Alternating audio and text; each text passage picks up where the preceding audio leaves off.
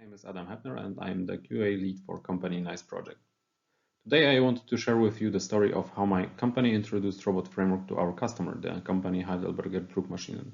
This talk will involve an overview of the domain and system that we are automating, list challenges that we had faced, describe some of the steps that we took in order to overcome obstacles, list future challenges and lessons learned along the way. Heidelberger Druckmaschinen is the world's leading manufacturer of printing equipment and software. This company has a mission to provide solutions to every step in the printing process, from preparing and printing documents to managing contracts, codes, inventory, and human resources. This company has it all. The printing in a print shop involves many steps. It's a complex process, and printing the document onto a substrate is only a very tiny part of it. Afterwards, the production moves to the post-press processes, such as cutting, stamping, gluing, sewing, and folding. Before the printing even starts, there's a crucial step of pre-press. Preparing a document for printing requires qualification and preparation that is tailored to each print shop and location, and even sometimes to a specific machine. This often involves a number of intermediate steps, such as imposing the document pages on a sheet of paper, separating the colors into color separations, and physically transferring those rasterized images onto aluminum plates using lasers. Our customer aims to enable its customers to print virtually anything, virtually anywhere, using virtually anything, and with a virtually endlessly configurable production pipeline. That's a mouthful, I know, but it's an important message to remember during this talk. Our customer wants to ensure that their system can handle any task, no matter the complexity, and that it can be configured to meet the needs of any print shop. The goal is to never halt production. Every minute spent in a print shop should be a productive one, and that's where our system comes in. By providing solution for every step of the way, from preparing the documents to managing contracts and inventory, this company is dedicated to ensuring the success of its customers. How can it be achieved? The system is quite big. It has approximately 27 million lines of codes, and of course it's distributed. At its core, there is a group of backend components working together. This backend is often spread across multiple computing nodes and includes elements like database, file system storage, triggering mechanisms, rendering, processing engines, licensing modules, etc. You know that something is up when so many different components get thrown in one bag. This backend has several responsibilities.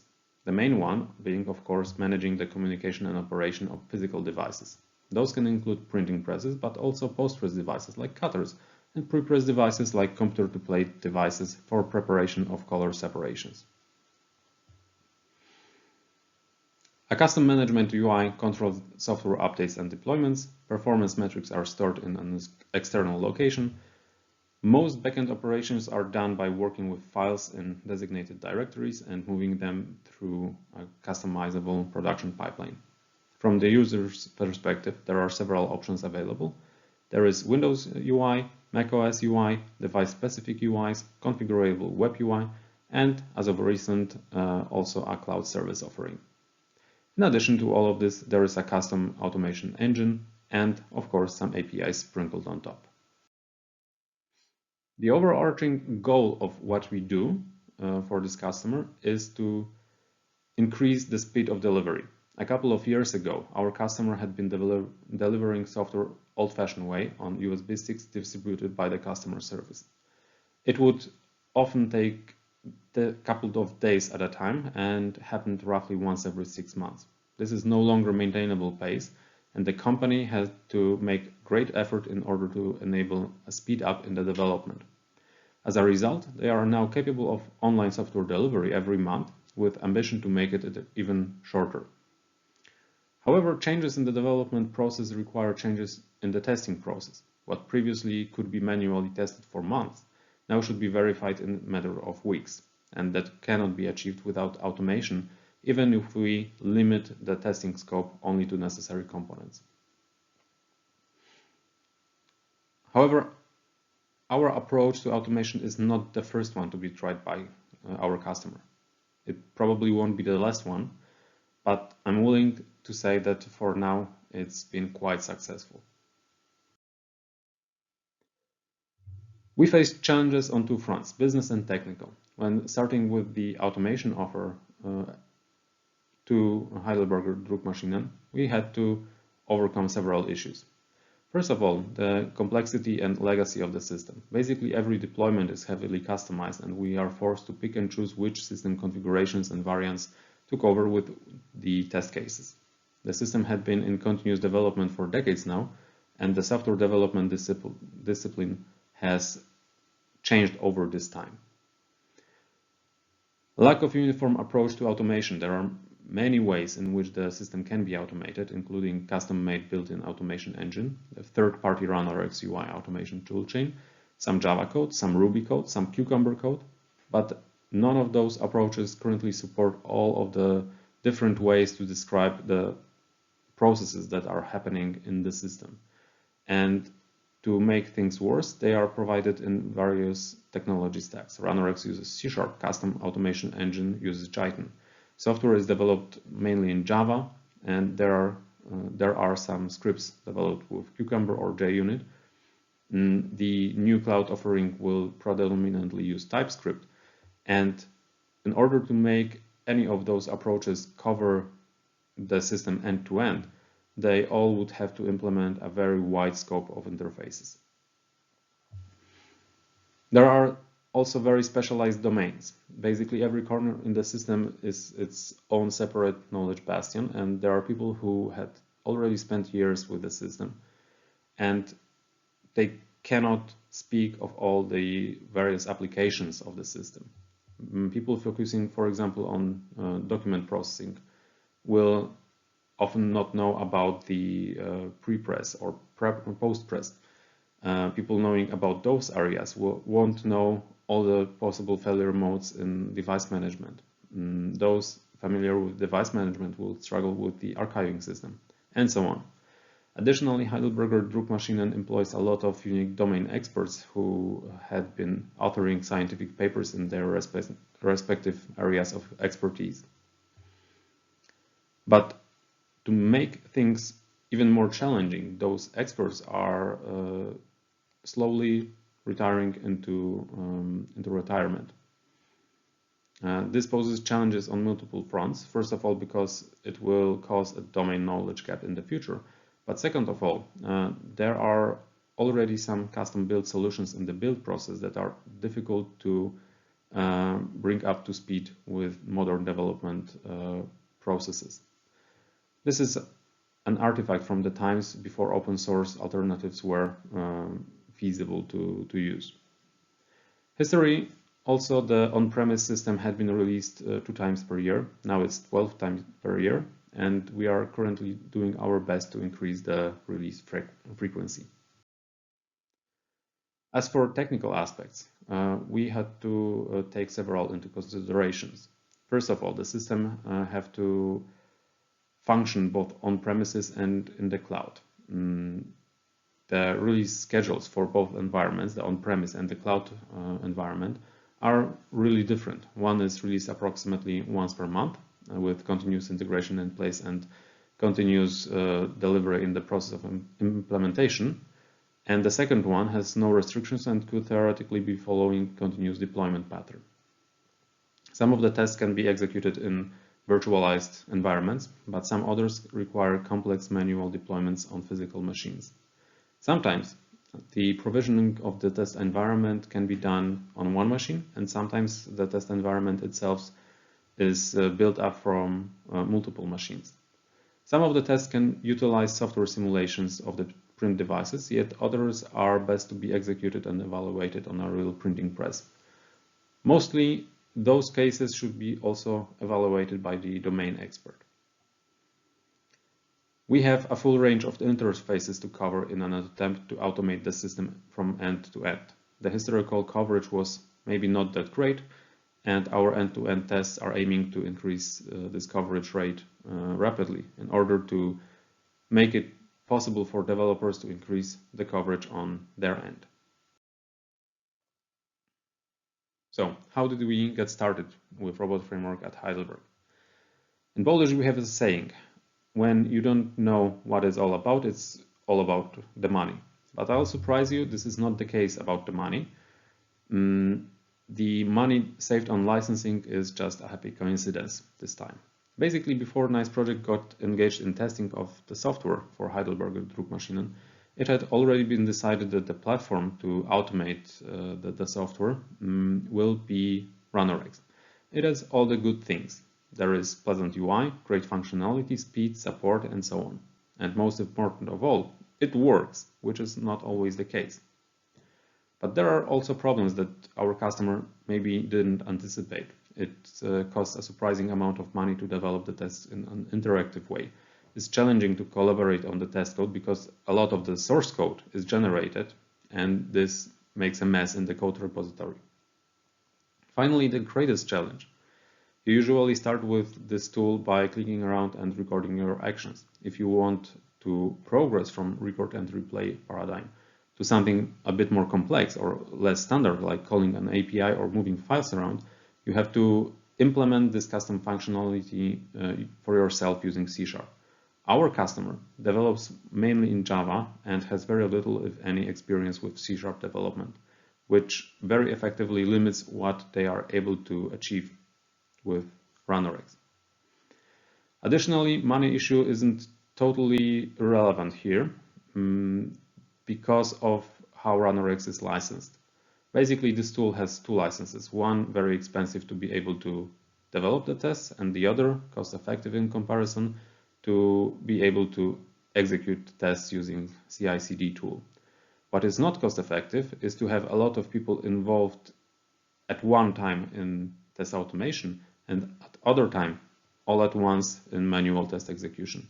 In this case, the expensive licensing quickly becomes a major bottleneck. Fortunately, it's possible to wrap the execution engine in something else and skip the test design application altogether. We've reached out to RunnerX and confirmed that we are able to use external tools to drive RunnerX tests and just use the Runner license, which is relatively inexpensive. If we find something better than RunnerX Studio to design the tests, of course. This is where Robot Framework comes in. We developed a proof of concept that wrapped the RunnerX API in a Python library using IronPython. This was a good first stepping stone that showed that there is a technical possibility not only to develop the test cases independently, but also to ease the testing of other interfaces than the graphical user interface. We've since iterated a couple of times on the idea, moved away from IronPython, and are currently developing a customized UI driving library that combines RunnerX and some other Python modules for a seamless experience. After getting the foot in the door with the robot framework, we took initiative in several smaller projects to improve the state of the test automation. First, we supported a team that had been using Postman to do API automation, and we helped them to relieve the challenge of high maintenance effort during the development of the new product. By migrating the test suite to Robot Framework and Request Library, we are able to increase the ease of development and code reuse. On the other hand, we introduced Robot Framework and Browser Library and external tool called Visual Regression Tracker to introduce systematic visual regression changes in a reference UI library implementation. This has allowed the front-end developers to catch majority of potential destructive library changes before they ever reach the production, and the other developers in other projects would use faulty versions of the library. Lastly, we took over a browser test suite that had been implemented with custom-made Java-based test runner. It was not our goal to rewrite the test, but once again, when the existing solution proved to be difficult to maintain and enhance, we had to take matter into our own hands. We decided to transition to Robot Framework and Browser Library.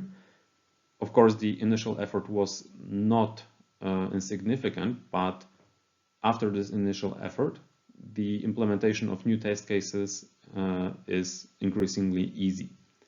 To make things even more impressive, we had been able to use the parallelization mechanism of Robot Framework in order to shorten the test execution time from 7 hours to 1.5 hours, which made the managers very happy.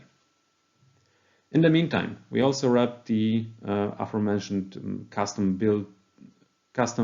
test automation engines of our system in custom test library, and we are now able to effortlessly integrate already existing test scripts into Robot Framework and get from it the unified reporting.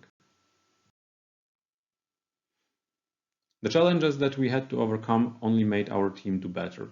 By far the most important part is switching context and having people to work at the same time on the manual test execution and automation.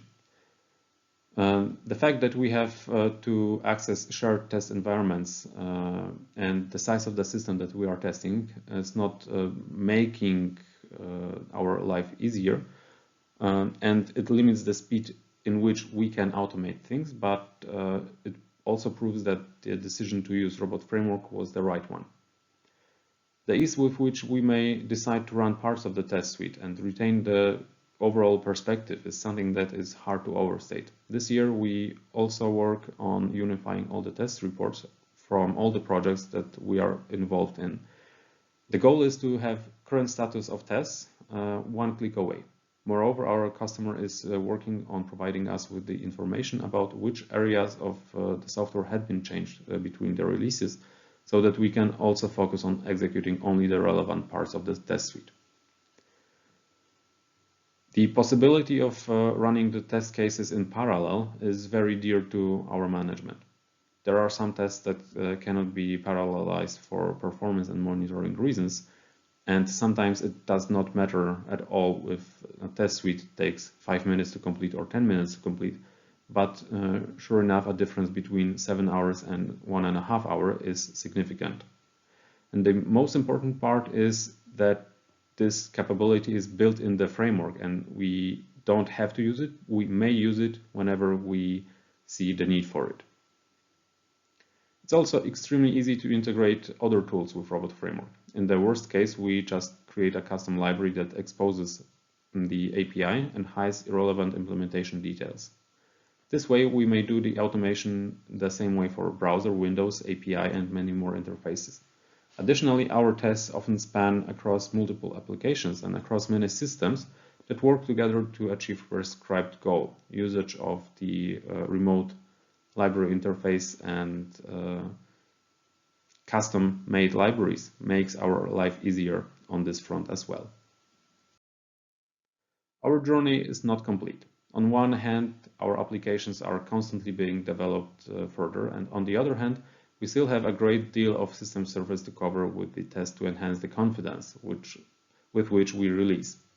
The first challenge that we face, and that is yet to be covered, is a cross-application test where a print job might be created in one application, processed in the other, print layout will be defined in a dedicated tool, and during production process, the device-specific UIs will also be monitored for data consistency. Conceptually, those test cases are easy, but the main challenge lays in orchestrating multiple UIs, often on multiple machines. The second challenge is a big change for my team. Until now, we had been tasked mainly with the on-premise part of the system, and this year we are starting with the cloud platform testing. The challenge here is not the technology, but the change in pace. Basically, the cloud part of our offering does not do synchronized releases, but release as they go and whenever they feel like it. So the test automation should be continuous in this case. On the first side, our system offers some applications that are executable both on Windows and macOS machines. The macOS version currently undergo only manual UI testing, which is a risk for our customer. But this UI is not automatable with the current technology stack. The RunnerX offers only Windows, mobile, and web automation. There is no support for either Linux or Unix. Once again, using Robot Framework would allow us to abstract most of the tedious automation details away from the test case designers. Lastly, there are internal APIs. Heidelberger Druckmachinen provides a lot of them, and they should be used in many cases for integration testing. Those APIs are not always REST-based, but usually they come with a delivered custom-built Java client to access them. One of our goals is to wrap them in robot framework packages so that we can further expand technical verification capabilities and not rely upon UI on every step of the testing. This will also open us to a way of shifting the test left, because it will enable more teams to specify their test cases in an understandable and unified way. With so much testing going on all the time, it's on so many different systems, it's crucial for us to gain insight into which tests are passing and failing on which versions of the system. Up until now, we have relied mainly upon manual reporting and Confluence, but we found out that a grand central station of sort, overview and triggering mechanism should be constructed by us to offer insight to the owners of the testing process. What we have learned over the years is perhaps not surprising in hindsight, but you usually don't think about it straight away. Robot Framework proves to be very easy to get started with, and one of the pitfalls that I notice is that sometimes you don't think about it in a critical way. Anyway, it's worth remembering that the test code is actually production code and it has to be treated as such. It's like using a 3D printer to print another 3D printer. You write a little bit of code and then you have to test and release it. This test code, in order to be able to use it to test the main system under test. It's iterative and by no means an easy process. For a successful automation project, we have to carefully consider the test suite architecture and which part of the system should be tested in what way. This is a little bit easier for us because we mainly care about the end-to-end automation, the very last stage of the testing pyramid. So we can roughly chop the testing surfaces according to the applications that we use, and very rarely care about the APIs, but it's still important to at least have some ideas about the architecture of the solution. Another aspect of the architecture is to think upfront about how the tests can get executed in parallel in the future, because they will be executed in parallel if you like it or not. Sooner or later, probably sooner, you will get asked to shorten the test execution time. It would be good if the architecture of the test suite reflected this fact from the very beginning. We also learned to care deeply about supporting tools that take away a great deal of pain related to maintaining high-quality code. This code goes for software tools like pre-commit hooks, static and dynamic testing of the test code itself, performing dry runs using code formatters and linters. And this goes also for development processes like using build pipelines, considering naming conventions, doing code reviews, and introducing code review checklists. Lastly, the resources and libraries that we internally follow, the resources and libraries that we use internally follow the semantic versioning scheme and are always pushed to internal artifact repository. The dependencies between tests and resources are described as version dependencies, and this way, even if some new release of a resource introduces breaking changes, we are still able to perform the test. Upgrading those dependencies is always a conscious decision of the test architect. To summarize, what steps were involved in introducing Robot Framework at Heidelberger Druckmaschinen? First, we identified a pain point, something that was difficult and expensive to do. Introduction of Robot Framework removed one of those obstacles, at least it was now free. Then we followed through with initial effort in producing a working proof of concept, and we used it to demonstrate technical capabilities of the framework to business stakeholders. With the management approval, or at least a free hand in choosing the next automation technology, we were able to develop first productive implementation in several small projects. It's worth mentioning that at this stage we have noticed a great strength of Robot Framework, the vibrant community.